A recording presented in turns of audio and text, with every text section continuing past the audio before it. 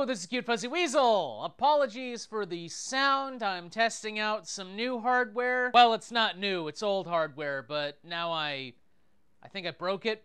It's complicated. The point is, I'm using a lapel mic, because if I don't, I have to turn the air conditioning off, and if I turn the air conditioning off, it'll get to about 96 degrees in here. Time to feed the trolls. The series.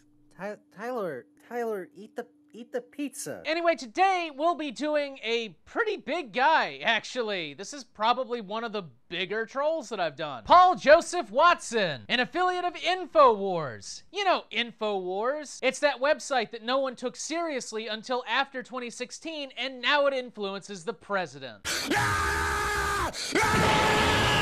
We know we're under attack! We know it! We're breaking the conditioning! We're coming for you, globalist! Coming for you! I am fairly certain that we are living in a simulation. And speaking of Infowars, this episode is brought to you by Brain Force. Brain Force. It makes the frogs gay. 1 in 10 Americans are now on antidepressants. That number is not exactly accurate. According to one study, it was 1 in 10, but according to this more recent study, it's 1 in 6. But then according to another study, it's 13%, which translates out to about 1 in like 1.5 in 10. So it's somewhere in there that 1/10 of the population has some mental issue, which, you know, isn't all that surprising if you think about it. It's sort of like saying 1 in 10 people is allergic to something. And actually on that front, I think the actual statistic is much higher. So a big number, but not necessarily a number that you look at and go, oh God, something's happening. Although there are many societal factors that are influencing rates of depression. What I'm saying is the number is high, but high might be normal. 1 in 4 women in their 40s and 50s are on antidepressants. The rate of antidepressant use has increased 400% over the last 2 decades. Yes, because diagnosis has gotten much, much better over the years. Blue Monday. I swear to God, if I get a fucking copyright strike because of that song. No, not that one. Blue Monday, the 3rd week of January, is the most depressing day of the year for people living in the Northern Hemisphere. Well, yeah. That's because, unlike me, most people don't like the winter. It's also right after the holidays, which is already the suicide high of the year. The days are shorter, the nights are longer, the weather is shitty, you don't go outside. Yeah, you get kind of sad. Unless you're me. I love being inside and I love shitty weather. Seriously, my favorite kind of day is a cloudy, cold day in winter.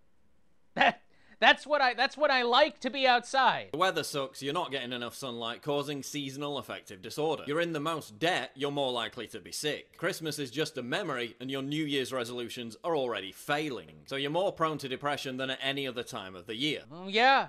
Stands to reason. He's actually correct on this point. That's surprising. To be fair, by now, most of the trolls that I've done have already said that the Civil War didn't happen because the Earth was made flat by the Illuminati working with Satan, so the bar is already fucking dirt low. But wait, those factors have always been in play. None of this explains why depression has become so commonplace in modern society. I just explained it in the opening. It's gotten better at being diagnosed. More people are getting diagnosed with it because it's better understood. It's kind of like how cancer rates skyrocketed as soon as we understood what cancer was. And we didn't call it the wasting sickness that you had to do cocaine about. Well, I'll tell you why. Let me guess, your examples will all be pulled from reality TV. We're bathed in a culture that glorifies and fetishizes depression.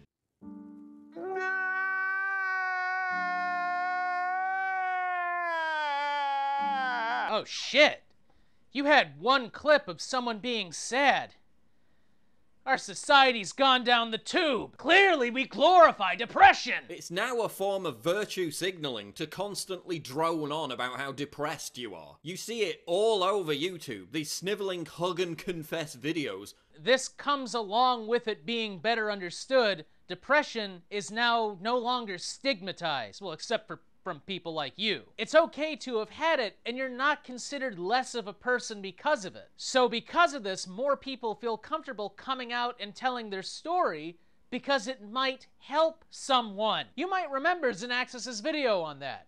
He didn't make that because he was wanting to virtue signal and he wanted people to feel sorry for them. He made that so people wouldn't feel bad about it and they might want to go get help. Made by privileged millennial brats who haven't had a proper day of hardship in their entire lives. And Paul Joseph Watson, as an empath, is able to reach into the minds of people and immediately know that they haven't had any kind of hardship. Newsflash! You don't need to have actually gone through hardship to get depressed. It's a neurological chemical imbalance. And yes, having a shitty childhood and having a lot of bad stuff happen to you can increase your risk of it, but just like how you can go your entire life eating salad and still get diabetes, and you can have a runner's body and still get a heart attack, you can have had a happy existence and still get depression. They think they're being edgy. You think you're being edgy. These people are trying to help. You're not. You're just saying bullshit because your audience will eat it up, and no matter how wrong you are, you will get money. It's the same shit I said fucking 6 years ago. It doesn't matter how many dislikes you get, just so long as you get views along with them dislikes. It also helps to be ignorant of the topic too, so... When in fact they're engaging in just another form of basic bitchery. Hear that, depressed people? You're not actually suffering from anything, you're just being a bitch. History will not be kind to you, Paul. You're a basic bitch. Social media has created a generation of young people suffering from narcissistic personality disorder. I'm Paul Joseph Watson, and I'm gonna talk really, really close to the camera while projecting my own insecurities and making it seem like everyone in the world is basically me. Now, if you excuse me, I'm gonna go ahead and start to tongue my camera. I fucking missed on this shit. This is an expensive lens. I don't want to fuck it up. They try to one-up each other for depression brownie points. Who? When? Because I don't watch television, Paul. You're going to have to clue me in. Because I'll be honest, being in a service environment and going to college full-time, getting an arts degree, not once, ever, have I ever seen anybody try to one-up someone else's depression. Not once. And I hang around some serious SJW crowds, and I've never seen it. Ever. The only person I can think of that might even come close to what he's describing is Monica Punk. And even then, beyond her just being a horrible human being, she might actually have a mental problem. Not saying that's an excuse, just saying... I have one example, and it's from a mentally disturbed person. I don't see what he is seeing. Somebody show me the fucking Up Your Depression Club on DeviantArt or the Tumblrs. Someone find me the Tumblr page that isn't a fucking parody, that is actually people one-upping their fucking depression. With endless blubberfests about their poor, privileged lives. Meanwhile, people living in African mud huts, like everybody in Africa, am I right? literally give zero fucks. I just showed you a picture of some happy African children showing definitively that no depression exists in Africa. Maladjustment is now trendy. And not in a kind of Morrissey, emo, grunge-esque, chic kind of way. And heaven knows I'm miserable now. I swear to God if I get a fucking copyright strike. We've always had that. I'm talking about this ridiculous idea that we've been forced to swallow. What is it with people like you and swallowing? Whether it's Daubenmeier saying that the left are putting things right down his throat, or half the flat earthers saying that they're making us swallow the NASA line. You guys, you got a thing for shit going into your mouth. That constantly admitting weakness is a strength. It is. If you are secure enough to admit when you have a problem, that is strength. It's actually kind of a weakness to ignore your emotions and instead create this wall of fake stoicness. Because that's you relying on an act.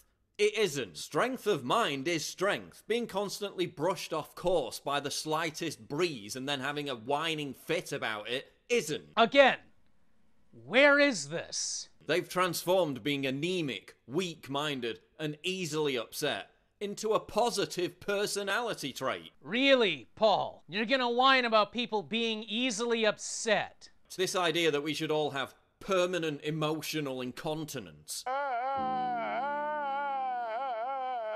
It's the same clip of that same person crying. Clearly, I am right. This idea that if we're not constantly sharing the latest chapter in our contrived mental breakdown for all the world to see, that we're somehow cold or inhuman. No, you're being cold and inhuman when you pretend the problem doesn't exist. That's total BS.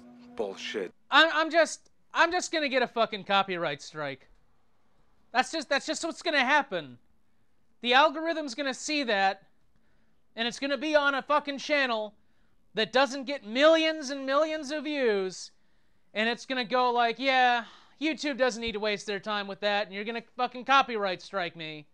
That's what's gonna happen. Strength of character used to be about the ability to deal with negative stuff without just falling to pieces at the first sign of distress. Again, never seen it. If anything, people with a false wall of stoicism around them will collapse way, way quicker than people who actually have a support network to draw from. Now look what they've turned us into. Simpering pussies wallowing in our own misfortune whenever every tiny thing doesn't go our way. Look at these lefties getting upset when things don't go their way. What? They legalized gay marriage. This is the end of Western civilization. And yes, I will continue to bring that up so long as they continue to bring that up. It's everyone's problem. Over-eager to share every minor anxiety. I just realized that I'm wearing the same colored shirt.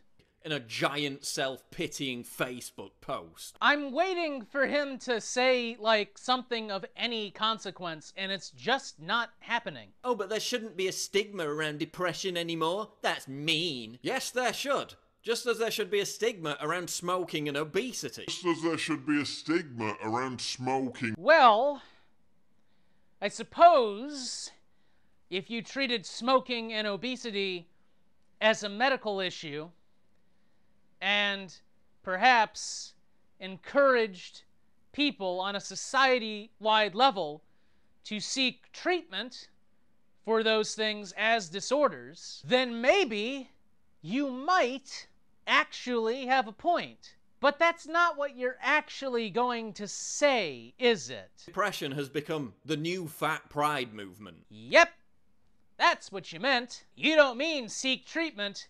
You mean be ostracized, told that it's your problem and that you're worthless, and go back in the closet where you belong. That's what you really mean, isn't it? And that's why you're a jackass. Not that you'll ever understand why that means you're a jackass. Just trust me, that's what it means. Our culture is telling young people that depression is completely normal and should be embraced. No! They're not. No one is saying, hey, everybody, fucking get depressed. Yeah, it's like the fidget spinners of the millennial generation, am I right? I get young people. They're all failures. People are saying, hey, if you're depressed, don't hide it. Seek help. Don't ignore it. That is what they're saying, you fucking idiot. You saw the media pushing this same narrative again after the death of Carrie Fisher. And they said that because Carrie Fisher went through depression. And to deal with her depression, she took fucking cocaine, which isn't a problem if you stigmatize depression. Then that's them doing what they need to do to get it out of my face. The thing is, her insane cocaine habit is probably what led to the medical condition that killed her. Again, this wasn't society going, hey, Carrie Fisher had depression. Everybody, come on, let's be sad. It was society going, hey, Carrie Fisher had depression and did this thing that fucking permanently damaged her body and may have ended up actually killing her. So, hey, if you have depression, seek actual help and get actual medications and don't self-medicate with fucking alcohol and coke. Depression is not normal, but allowing yourself to be indoctrinated... Oh, wow, you're gonna talk about indoctrination. Okay. Yeah, sure. ...with this idea that it is the primary reason why you can't beat it. No, you absolutely can beat depression to an extent. But like cancer, it can come back. You can relapse, which means, yeah, pulling from others, getting a support network, taking the right medications, doing the right activities on occasion. It's a process. It's not like you're depressed and then someone just slaps you and goes, now get back in the trench, you weenie. This coerced mental fragility also renders you completely helpless when it comes to dealing with actual tragedy or hardships. No, it fucking doesn't. My God, do I have to explain this every fucking time? Therapy for depression is designed to help you get through it.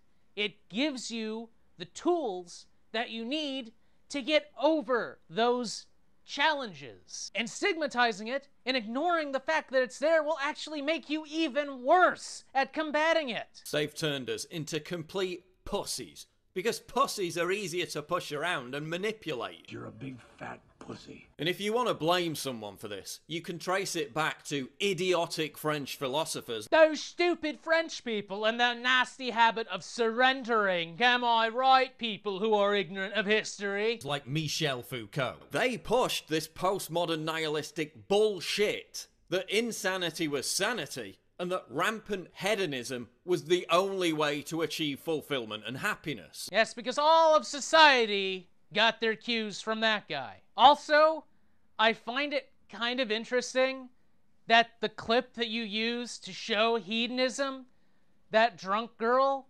being guided by her friends to safety, is you going, look at this debauchery. Society is collapsing. Clearly, we need to stigmatize all mental disorders and keep these people getting themselves in the ground where they belong. By the way, this episode brought to you by Patriot Coffee. Yes, Patriot Coffee, it has fungus. I'm not even joking, that's a product they did. Arabica shade grown, and then we have the immune support 100% organic coffee infused with a special type of mushroom. Logically, the depression epidemic makes no sense. By every single objective factor, it's never been a better time to be a human being living in the West. Again, it doesn't matter. Depression is a mental disorder. It is caused by a fucking chemical imbalance, and you can be in the best shape of your life, making buttloads of fucking money, and still feel it. And in a society where you are pressured to not only be able to support yourself on 5 or 6 or 7 separate jobs at a time, which some people actually have to take, but it also pressures you to attain a pretty fucking high standard of living that a lot of people just aren't able to do because of how the economy works right now. So you've got advancement, making it so you don't have to spend all your time chasing down fucking mammoths, and society saying, hey, I know you're struggling like hell to even be able to support a tiny apartment, but really at your age, you should have a duplex. And yeah, you're gonna have some problems. Even amongst the poorest, our basic needs are met. And don't get me started on how those poor people need to shut their tiny mouths. And exceeded. And depression was barely even a thing. It wasn't even talked about 50 or 60 years ago. 50 or 60? You mean when it wasn't even readily diagnosable? Fucking no way! Really? You mean back when it wasn't fully understood, people weren't reliably able to diagnose it? Fucking mind blown. So why is everyone so depressed now when we've got it so much easier? Thanks to your multiple non sequiturs, I have already answered this in perpetuity. It's because you've been completely misled about what depression actually is. By people like me. Depression is nothing more than dissatisfaction with life. And I guarantee you that right there, that sentiment that you just expressed is gonna get at least a few of your viewers fucking killed. It's temporary unhappiness. Thing is, a lot of the times, It's not. And so you saying, hey, it's just temporary, it'll go away, don't do anything about it, it's just temporary, don't seek help, it's just temporary. Why are you getting upset? Why have you been fucking sad for years? It's just temporary unhappiness. How come you're not able to control it yourself? It must be a defect with you. You must be inferior. But the dominant culture in the pharmaceutical industry figured out that it could control people and make tons of money by treating depression as a pathological disease. If you're suffering from a problem, don't take drugs. That's just a trick by the liberals to get them to be able to control you, the plebeian masses. But hey, if you're just fucking sad all the time, maybe again it's a problem with you. That's the fucking attitude you are fucking fostering right now. But it doesn't matter to you, because so long as you're making that sweet, sweet money, who gives a shit? So now depression is not unhappiness, but a medical condition, which it's the responsibility of the doctor to alleviate by medical means. Holy shit. You mean doctors have a responsibility to patients to help make them better? This is like the Learning Channel. I'm learning something new, hell, every fucking second. And they're only too happy to, often being paid to do so. Are doctors often paid by pharmaceutical companies? Yes, they are. In fact, it's actually a pretty big problem. Therefore, don't ever seek treatment and don't take any drugs. Instead, just work harder. After all, you can't be depressed if you're too busy working. Under the insane justification that depression is a chemical imbalance, which it isn't. We've been indoctrinated that everybody has a right to happiness. They have the right to a pursuit of happiness, something that your side has routinely tried to make harder. No, you don't. Happiness is earned by the way you live your life. That's why you shouldn't complain about how much money you make. You should be paid in happiness. You earn happiness. You earn a chemical reaction in your fucking brain through adherence to our God Emperor. Am I making too many Trump analogies? I apologize. It's just, it's low-hanging fruit, and, I've already addressed his points. He just keeps making the same non-point over and over and over again. So what am I supposed to do? Make the same rebuttal over and over and over again? I get fucking bored. If you make bad life choices, you become dissatisfied with life. You become depressed, and it's your fault. That's right. If you're depressed, it's your fault. Quit whining, baby. People make dreadful lifestyle decisions. They're lazy. They self-sabotage. And then they wonder why they still get depressed. I know, right?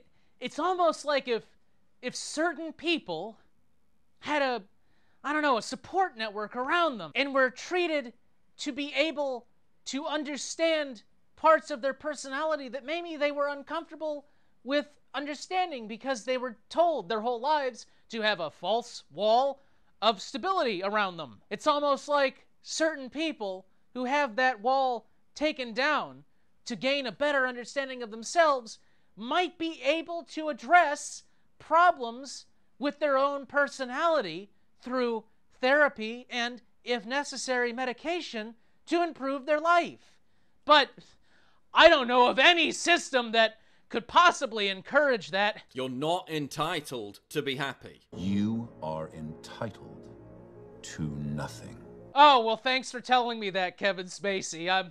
I'll be sure to take your advice, yes. Your mood cannot be independent of the way you live your life. You can't eliminate dissatisfaction with your life by taking pills. The only cure is to change the way you live your life, to make better decisions, to create value, excitement, and authenticity in your life. By buying Liberty Juice, a cocktail of caffeine and chemicals made in a country we're not going to talk about. You can trust me, I'm Jordan Peterson.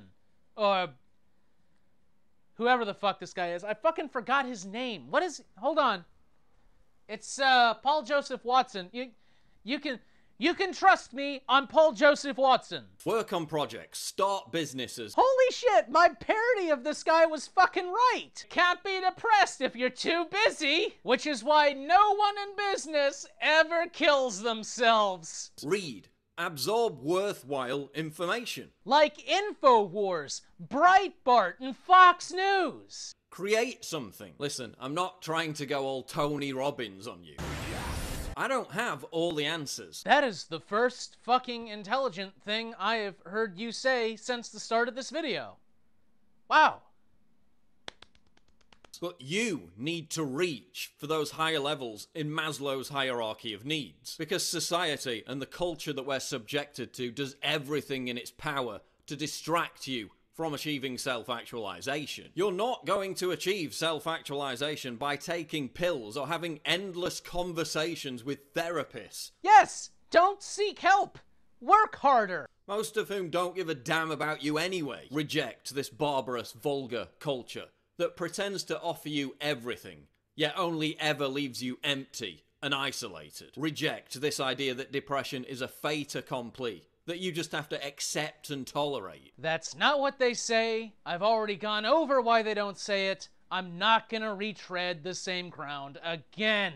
Reject the normalization, glorification, and fetishization And any other word that I can put "ation" on the end of mental illness. And that was Paul Joseph Watson ejaculating onto a camera. Remember, if you are feeling depressed, suicidal, if you have problems in dealing with your emotions, please don't do what this fucking idiot tells you to do. Don't just fucking ignore it and work and hope it goes away on its own. It's not a cold. Please seek help. Seek treatment. Anyway, if you like this video, check out my other videos. Be sure to hit that comment button. Be sure to hit the comment section and the bell icon.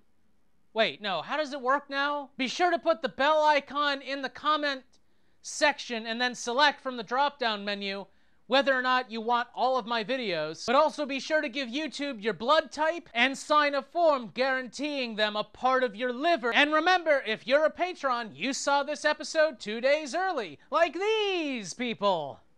Look at all them. Thank you, guys. Your support helps keep this channel going, since YouTube doesn't care about anyone who has under 500,000 subscribers, I think. And as always, have a good day.